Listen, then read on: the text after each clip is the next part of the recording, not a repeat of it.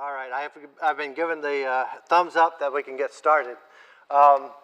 So I opted not to have myself introduced because most people know me, but anyway, I'm Tim Green. I have many titles depending on what hat I'm wearing. But today the title is the Cultural Resource Manager for Brookhaven National Laboratory. And so this is actually, and I'm glad Mark Davis actually walked into the room because he actually put a lot of this thing together many years ago. So I just stole your presentation, Mark, so thanks. So a couple of things happening this year. This is a really big year for the laboratory. We are celebrating the 70th anniversary of the laboratory. But we, as most people know, we are on the site of World War I, World War II Camp Upton. And so in 1917, with the United States going into World War I, the country was not prepared to go into war. So they had to actually build up a standing army. And so they established 16 cantonments. And one of those cantonments was Upton. Camp Upton, and so this kind of goes back to. So I'm going to try to get through about 270 plus years of history of this site, and do it as quickly as possible because I know it's lunchtime.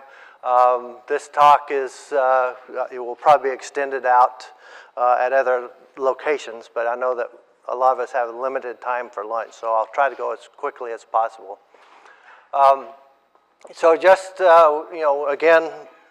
We started as Camp Upton, and then of course now we have 7 Nobel Prizes. The very first structure that was really built on the laboratory site was the Brookhaven Graphite Research Reactor, and I'll go into that in more detail. So I give this talk in multiple locations, and a lot of people don't know where we are, so we actually start off with where we are on Long Island, 60 miles out, and that we're a 5,300 some odd acre facility. This is what it looks like from the air. And you can see some of our big facilities like the relativistic heavy ion collider. This is an earlier aerial photo. Some of the key things that are not on here is like the Long Island Solar Farm, the NSLS-2, the Center for Functional Nanomaterials, ISB, even Building 400 is not on here. So this is about a 2001 aerial. So we have 5 eras that we've determined exist for the Brookhaven lab site. The first era is actually a pre-1900. We'll talk about the transient Native American activity in the area and the local cordwood industry, a little bit of farming. That transitioned over to World War I. 1917 to 1921 when we were at an induction and training camp. In between the wars, of course, World War I was war to end all wars, and so things disappeared, and then we went into the Great Depression, and it was built back up as a forest. Of course, the Great Depression, at the end of the Great Depression, we start into World War II. United States coming into it in 1941, and the preparation for that is Camp Upton was reestablished, this time just as an induction center. At the end of the war, becoming a convalescent and rehab center. And then after the war, we become Brookhaven National Laboratory. So those are our 5 historic eras for the site. The earliest map that we have showing the area of Brookhaven National Lab is the Halsey map from 1787. This is a map of the town of Brookhaven. And it's kind of interesting to see all of the pieces of this map. And another version of this talk is the natural history of the Brookhaven National Lab site. But you really start seeing some of that natural history, like the old inlet down here on the Great South Bay, the Peconic River. So at this point, the Peconic River was coming right up to the Riverhead town line and the Brookhaven town line, and showing us that's where it ended. There was nothing to the west. Artist Lake is here. The community of Ridge is here. This road running north and south, That's Upton Road, what we now know today as Upton Road. So that road extended all the way down south. It connected all the way down south to the Manor of St. George, which is down here. So there's, we know some of these roads date way back and are somewhat of historic nature. When you take that map and blow it up, you can see a little bit more of where we're at. So the lab, our eastern boundary would be right here, which is the western end of the town of Smith, Riverhead. North Street comes up here. This little bump in the river is still there, and so North Street comes up and heads out towards the east. If you ever go down to like Carlo's Pizza in North Shirley, and the road that you turn on to get to Carlo's Pizza, that's the road to Mauritius. Okay, so we have really good historic representation of at least the roads. When we throw that onto a Google Earth map, kind of flows in right here, and you can see it doesn't fit perfectly. Upton Road is a little bit off to the east on this. It should be over here. So trying to get these old maps to actually fit is a little bit interesting. But one really interesting point after the Hurricane Sandy, Old Inlet became the new Old Inlet, and it was almost identical to where it was in the mid-1700s. So kind of a first a look at the earliest look at the laboratory site. Jumps of 50 to 60 years from the late 1700s to the mid-1800s. Our next map that we have is the 1858 chance map of Suffolk County. This one isn't quite as good because it is in a book, and it's right at the fold of the book where we are. And so the historians attempted to put the outline of the laboratory on it, and it really should be shifted to here because this is the town of Riverhead boundary and the boundary of the Peconic River, and so it really should be shifted over here. Term Wampanoag is a Native American term. Not sure what it means. The area was swampy. Trees, pitch pines, there were oaks, there were, I can't think of the other name of the tree, American chestnut trees. They were present here at that time. And one of the primary industries was the cordwood industry. So literally the pine barrens were cut over many, many times in the 17 and 1800s. And the cordwood industry, as they were cut, the wood would be put into, bunched up into cords of wood and transported to either the railroad, so right down here, the Long Island Railroad, and then shipped to New York City, or sometimes they would be brought north to the Long Island Sound or south to the Great South Bay and put on ships to go to Boston. And so we know that this area was cut over many, many times for the cordwood industry. There are a couple of houses. Here's North Street running up to the Peconic River. There's a house here, the W.J. Weeks house, and there's another house here that we really can't see the name of it, but those two houses have become archaeological sites on the laboratory. And we actually know the color of one of them. So a shout out to Mark Davis. He had to manage the contract for the archaeological sites.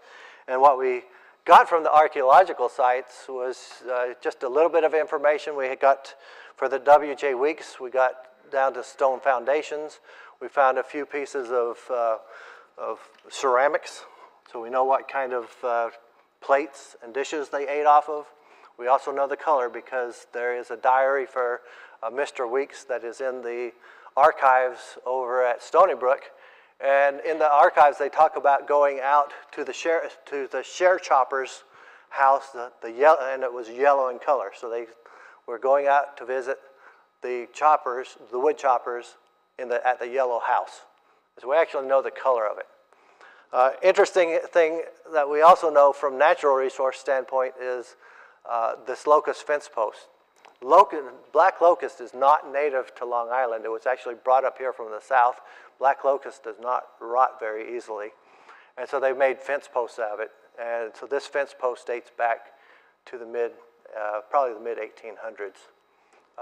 The other site is in the area of what we used to call the biology fields, and it was the farmer's house. And we have a curved stone wall. We're not actually sure what that is. Thought is it might be part of a root cellar. The other is that they had a really nice patio of some sort, so they had some brickwork out there. So we did not do full archaeological investigations. We just needed enough information so that we could classify these two sites. From there we get to the turn of the century, and our maps get better. At the end of the 1800s, the United States Geological Survey was established, and since they are based in Washington, D.C., the East Coast started getting the first really good maps. And so they started coming into the area. This is the 1905 USGS map of the area. Here's the Peconic River coming in from the east. Goes down. There's the hump in the river at North Street. So here's North Street coming up and heading east. The one house is here. There was a connecting road from that house to the second house, and then a road running up north. So this road actually runs up through Ridge and now runs through the center of the Rick Ring. So again, kind of interesting, those roads date back to at least the late 1800s, maybe a little bit earlier. Princeton, here's the Longwood Estate is here, and Princeton comes in here, Upton Road. As you go to the east, right past this area is where we normally turn up to go into the lab. That little divot, there's that little dirt road that goes off to the side. That's that same little divot in the road.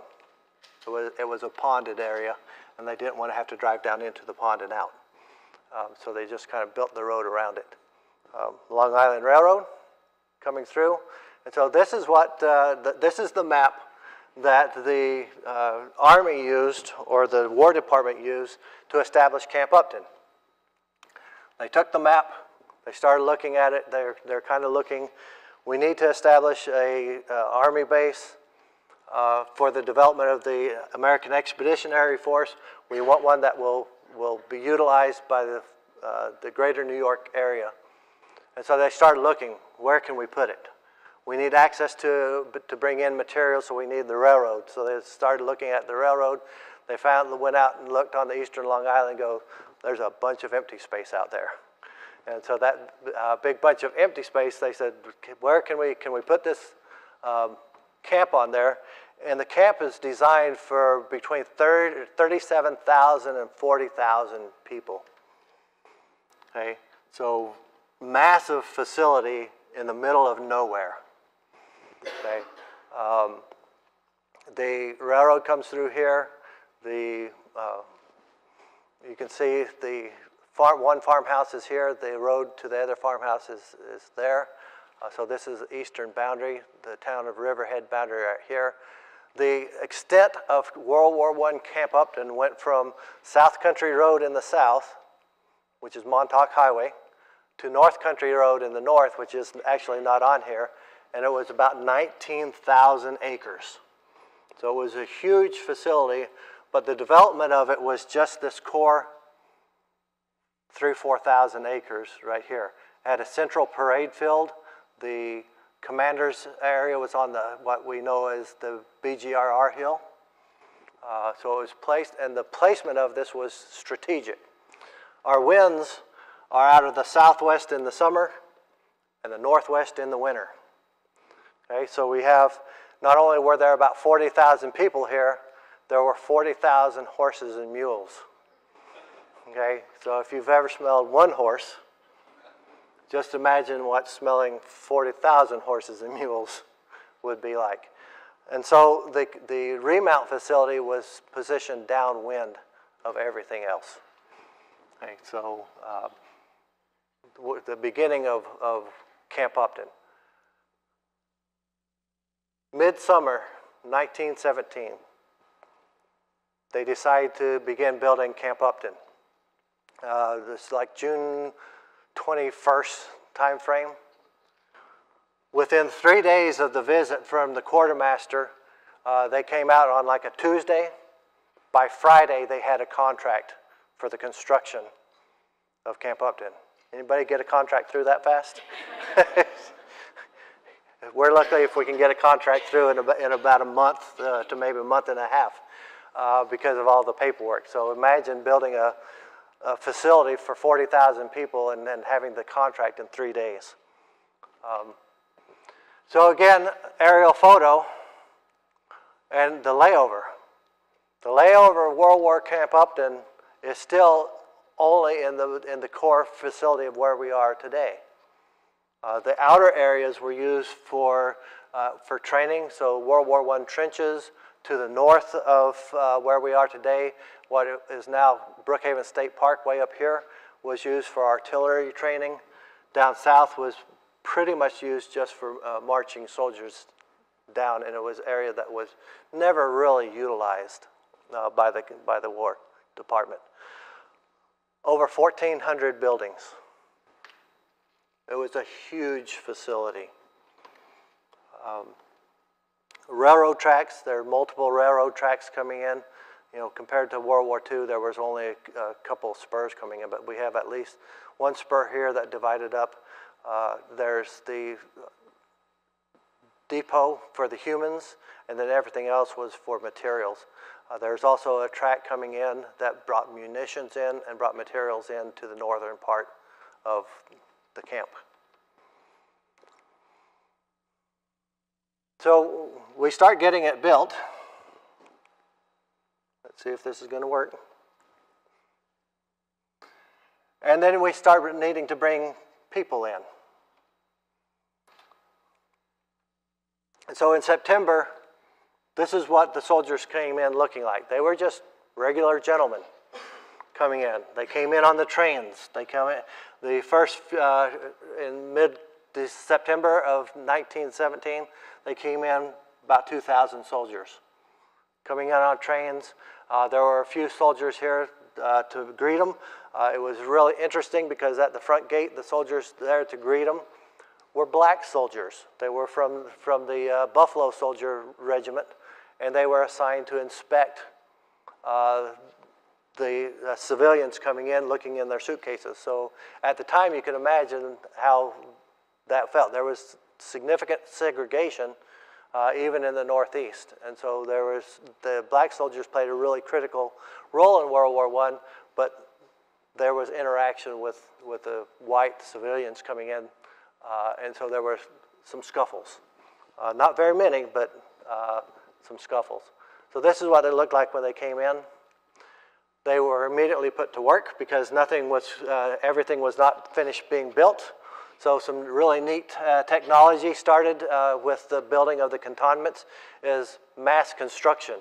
So the walls were all built laying on the ground, the framing, the exterior of the walls, and then they were pushed up. You know, you've got several hundred men there putting up a 100-foot long wall, 2 stories, and they push it up and then do the second wall, third wall, fourth wall, and then connect them all together, and then start putting the floors in between. The soldiers would go out and train, and while they were out training, they would come back and say, there's 5 or 6 new buildings put up. So literally, they were training and building the camp all at the same time. And so we have many, many pictures of the development of Camp Upton in World War I. And so buildings, one after the other just started showing up. Soldiers would go out and train. They would get hand-to-hand, so a lot of boxing. They would be in the field and just sit there basically with boxing gloves on and learn how to punch each other. They would learn trench warfare. So we have several trenches. I'll show you some of these on the aerial photos. We have several trench systems on site that are remnants from World War I, but this was the type of warfare that was going on in France and the Western Front. There was literally lines and lines of trenches, and the soldiers basically sat in those trenches for months on end and just lobbing grenades, shooting machine guns at each other, various things. So they had to learn how to survive in the trenches. When they were finally getting ready, the War Department gave them all sorts of postcards. Greetings from Camp Upton, don't worry about me. You know, when duty calls, I know my place, but how I long to see your face. So these are kind of sweet things that the soldiers could send to their wives, their girlfriends, their sweethearts to just keep some communication going back and forth. April of 1918, the soldiers got on the trains.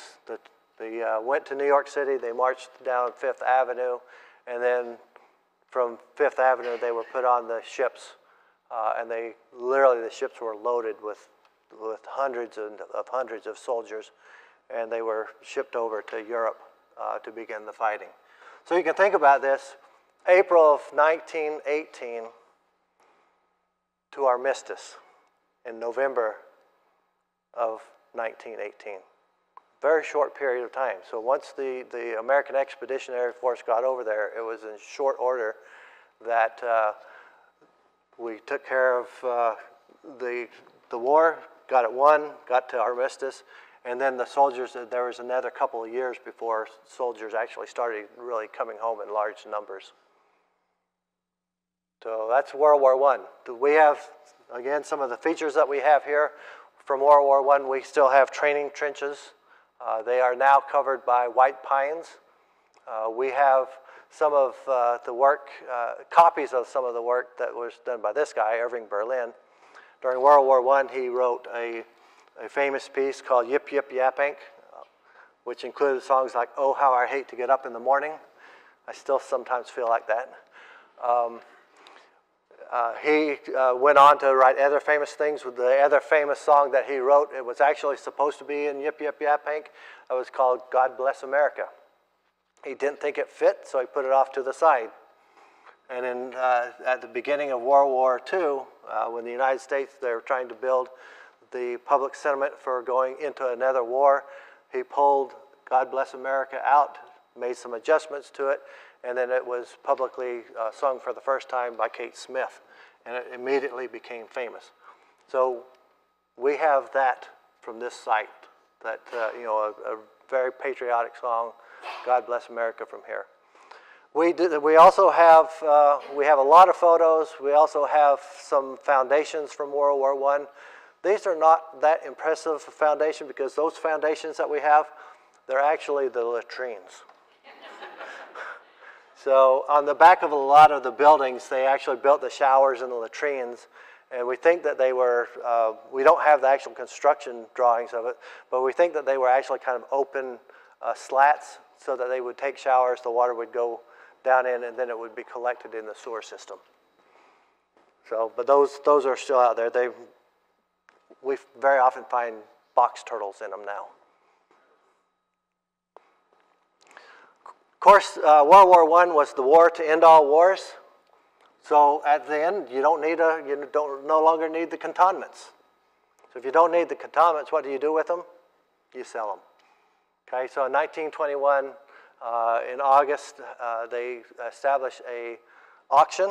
They divided the camp up into zones, so the hospital zone, the water tanks, utilities, warehouses, etc. And they took the map and drew these areas, and they literally went area by area, auctioning off buildings, auctioning off spools of wire, auctioning off the railroad tracks. So literally everything was auctioned off. There's only a few things that had remained that were solid. We had the, somewhere right in here is the base of the grain silos for the horse and silage. Those remained until we started doing the construction of Light Source 2. That's literally all that was there, all that was left.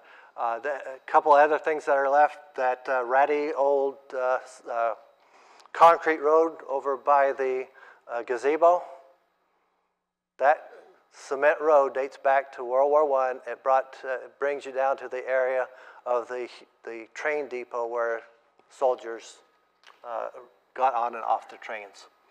Okay, there's one other set of concrete roads, and this is the closed road up Weaver Drive. It went down to the coal trestle. So just very minor things left over from World War I. This is what it looked like. So literally, 1921 aerial photo, there's nothing left. There's just dirt and a few foundations. If you've been down to the Weather Service where they launched the balloons, that's now the balloon launch facility.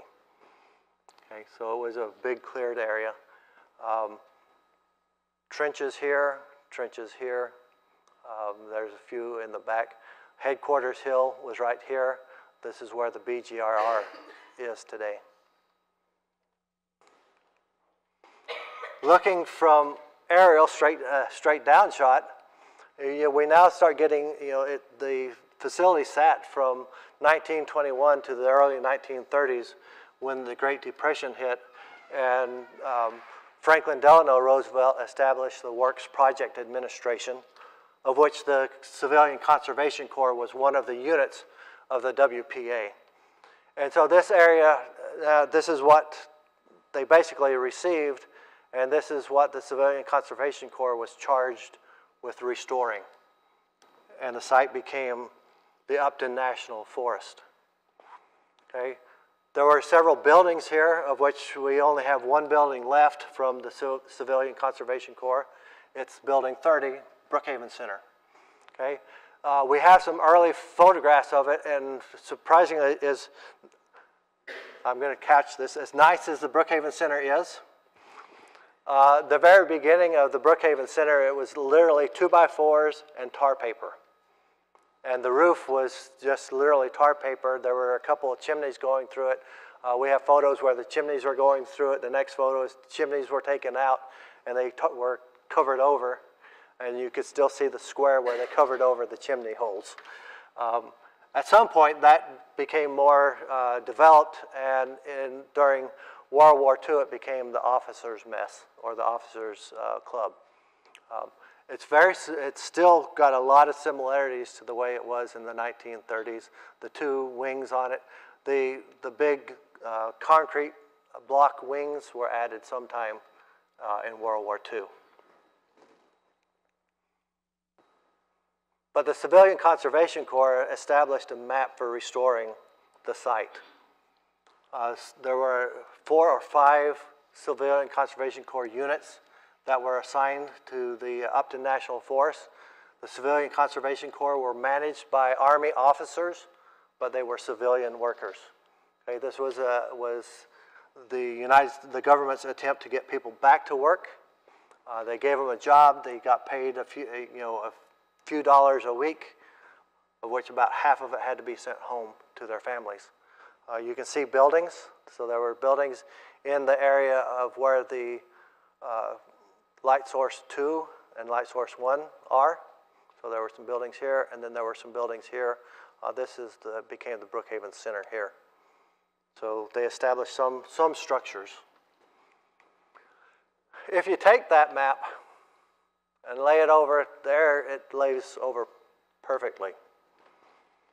Okay, they started getting really good surveying, so it's surveyed out. This is at the same time when the site became a federal enclave. So by the early 1930s, the government finally got finished. All the land that they had condemned to create Camp Upton in World War I, they finally got around to settling up and paying for it all. And then the state of New York said, since this is a federal facility, we are giving up our rights to the facility, and all of our laws no longer pertain to it, and you have to deal with it. If you have any fights, you have to deal with it. If you have any theft, you have to deal with it. And so having federal enclaves is one way for the states to kind of back away from having to come on and deal with soldiers and stuff. That being said, we are one of the few DOE sites that actually has a federal enclave status, okay? And it serves us sometimes it helps us out when it comes to dealing with the state. We very seldom use the enclave status, but it does help sometimes for developing new buildings and stuff. So towards the end of 1930, world's going back into war, United States being brought into it, and so they needed to start reestablishing the Army camp, and so they knocked down the trees again, a bunch of trees again, not as many this time, and they started establishing a standard barracks system. And you can find these types of barracks at all World War era Army bases. They're getting fewer and fewer, but you can still see them. We have one that's in really good shape, similar to what was there in World War II, and that's Building 120. Other things that are very familiar from the Camp Upton, the headquarters was right across the street from the Brookhaven Center. That became police headquarters, and the cupola with the clock still there. Okay. The camp was not as big and with regard to the number of buildings in World War II, because all it was an induction center. So soldiers, the draftees would come in, they would be here 2, 3, 4 days, they would get their physicals, they would get their uniforms, they would get their shots, and then get their orders, and then be shipped off somewhere else to be trained. Okay, so they were not here very long. We did have a couple other things as the war progressed on. They established a POW camp. Okay, there's some erroneous things on the web that we just found out. There was erroneously, the web says that there were Japanese Americans interned here. They were not. It was simply a German POW camp. So as the Americans went over to Europe and captured Germans, some of those officers were sent here as POWs. We actually have the entire list of the POWs that were in this facility. This is what it looks like on the aerial photo. Again, fits perfectly. Worked, and of course, we know we're still working in some of those buildings. This is what it looked like in 1947. So towards the end of the war, at the end of the war, they started working on transferring it to Brookhaven National Laboratory, and this is what it looked like. The apartment area was the hospital. This is the POW camp. This is Brookhaven Center and buildings. Interestingly, Irving Berlin came back in World War II and did shows for the soldiers in Camp Upton because he was familiar with it. And he did a lot of his playwriting in this building right here, T111. We actually had a note from him, and I started looking it up and see if I could find it found here. We have a baseball field. The Dodgers came out and played a game at this baseball field. They had arenas that they had plays, outdoor plays and stuff here. So really vibrant community.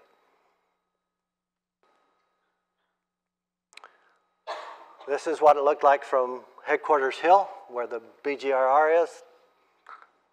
Still looks a lot like that, doesn't it? The water tower in the background, the same water tower that we have that we're patching the leaks on it, trying to keep it operating. The director's office here, director's office here, the swimming pool, the gym, we're still using them. Okay. So at the end of the war, we have the Manhattan Project that developed the atom bomb. All the scientists that helped develop the atom bomb said, we need a place where we can study the atom in a peaceful nature and see what we can do with the atom for science and the good of the people. So this is an early letter here from 1946, late 1946, that just talks about how do we want to do the construction and convert this Army camp into a university campus. Okay, really interesting, and this paragraph is probably the most telling paragraph in here. And it says, I wish to add here that I am still of the opinion that it will be in the end absolutely essential to get rid, with a few exceptions, such as the swimming pool, the officers' club, which will be extensively remodeled and altered, of practically all the buildings now at the camp. Even the warehouse area may have to go if it is in the way of the university atmosphere. Late 1946, we're still trying to get rid of those wooden buildings. So we're really kind of telling there. There's some other things that we have. We have one of the early vehicle tags, so we have the blue or the green or the red tags that we put on our rear view mirrors. These tags identified people working at Brookhaven National Laboratory. They were bolted to the bumper of the car so that the security would know that the individuals worked here. On August 1st of 1947, the post office opened up for the first day, and we have a first day stamp. We're actually going to kind of recreate this on August 1st of this year. We're going to have a postmark that celebrates the 70th anniversary of the opening of the post office. So that's going to be one of the things that we're doing later on this summer. The interesting thing about this letter is I received this letter from an individual. This I cannot see the name. Anyway, this individual's wife called me up and said, I have this letter from my husband. He got it from his uncle on, was sent the first day cover, and he was 12 years old, and he was just starting to collect stamps. And so the uncle wrote him a letter, put the stamp on it, got it canceled for the first day, mailed it to him, and he was a knowledgeable young philatelist. He never opened it. So the letter that his uncle wrote is still inside, and nobody knows what it says. We were trying to get it read using Light Source 1 before Light Source 1 closed down, but the timing just didn't work. I was working with Lisa Miller and trying to get her to read it, and the timing just didn't work. So we have the letter. Anybody have any ideas how to read a letter without opening up the envelope? I'd be interested to talk to you. So again, this is what we received going into to establish Brookhaven National Laboratory. The director is still sitting in the administration building here, the same World War II building. We're still swimming in the swimming pool. We still use the same tennis courts here. So a lot of things, even though as much as things have changed, a lot of things have not changed. First construction project started right up here at Headquarters Hill, and we began to build the Brookhaven Graphite Research Reactor. The whole idea behind Brookhaven National Laboratory, again, was a peaceful study of the atom to build big machines for the universities to use. And so the associated universities and all the universities with them were the ones that came together to begin to use the laboratory as a laboratory. Long history. We have reactors. The Graphite Research Reactor operated from 1950 to 1968. High flux beam reactor operated from 1965 to 1997. We had some really interesting things like the Gamma Forest, operated from 1961 to 1978, where we studied the impacts of gamma radiation on the ecology. Very important when Chernobyl happened. The American scientists were able to tell the Russian scientists, what to expect with the forest. We've groundbreaking research using bubble chambers, cosmotrons. We have a couple of famous buildings as well. Graphite research reactor, a 25 meter by 25 meter by 25 meter, not 25 meter, 25 feet by 25 feet. Big block of graphite. Air attenuated for cooling, loading face for putting the nuclear fuel in, and then just large faces for doing experiments. We have models. So we have the BGRR model. We have retained the last day, June 10th, 1968, 0 megawatts, the end of sleep. We actually have retained that without letting it get erased. First accelerator to get to 1 million electron volts. The Cosmotron, we have models, pieces of Cosmotron, we have models of it. We have, sitting out of 9/11, we have one of the C magnets. We have models of the HFBR. So we have our cultural resources that allow us to maintain the history of the lab. Most of them are in storage, some of them are outside. This is one of the beam plugs from the HFBR that's outside of the education building. Nobel Prizes. We've got 7 Nobel Prizes. This is where it gets beyond me because these are all pretty much all physics. There's a couple on the next slide that I understand because they're biological in nature. These are physics. The parity violation that was described in 1957 by T.D. Lee at the AGS. The J-psi particle from Samuel Ting.